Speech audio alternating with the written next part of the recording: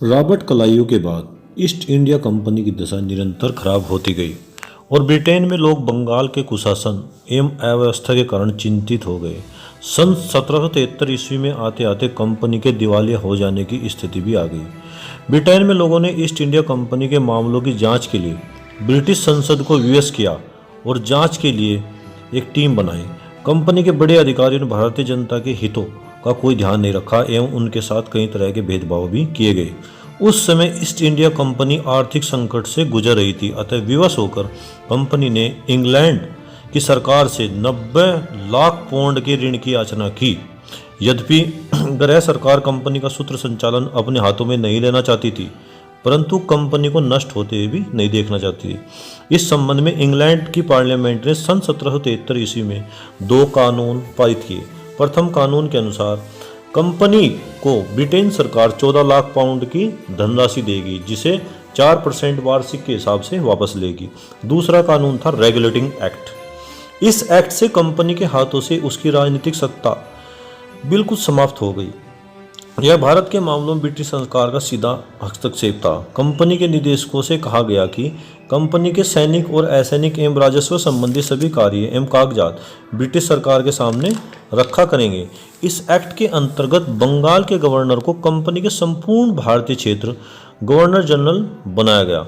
उसकी एक काउंसिलिंग, जिसे हम परिषद के नाम से भी जानते हैं, वह भी बनाएगी। इस परिषद में 4 सदस्य थे, जिसमें से 3 सदस्य कंपनी से किसी भी प्रकार का कोई संबंध नहीं, वे कंपनी से पूर्ण रूप से स्वतंत्र थे। कंपनी के अधिकारियों एवं कर्मचारियों के लिए न्याय व्यवस्था की गई और 1774 ईस्वी में कोलकाता में एक सर्वोच्च न्यायालय बनाया गया। इसी एक्ट में कार्यकारिणी, न्यायकारिणी आदि प्रशासन के विभिन्न अंगों में परिवर्तन किए गए।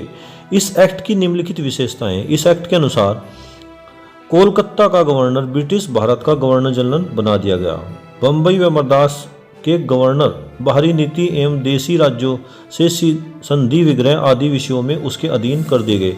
बिना उसकी स्वीकृति के विदेशी राज्यों से संधि विग्रह नहीं कर सकते, परंतु आपातकाल के स्थिति में गवर्नर जनरल की पूर्व स्वीकृति के बिना भी संधि विग्रह आदि करना उनको अधिकार प्रदान किया गया। गवर्नर जनरल का कार्यकाल 5 वर्ष का रखा गया। गवर्नर जनरल की सहायता के लिए एक काउंसिलिंग का गठन भी किया गया।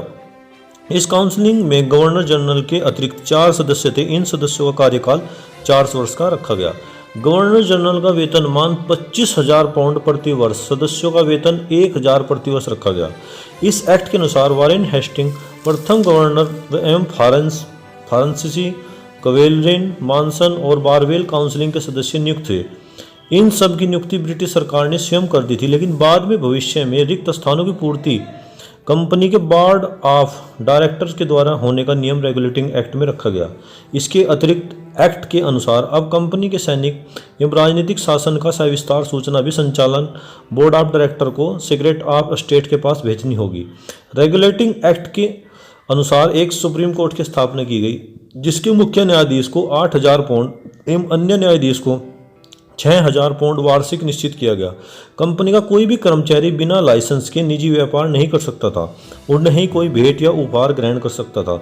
गवर्नर जनरल की काउंसिलिंग में समस्त निर्णय बहुमत के आधार पर लिए जाते थे। गवर्नर जनरल का निर्णायक मत देने का अधिकार था। यूपीएससी के अंतर्गत जितने भी आपको क्वेश्चन पूछे जाएंगे वो लगभग इसी के अंदर से मिल जाएंगे, रेगुलेटिंग एक्ट के।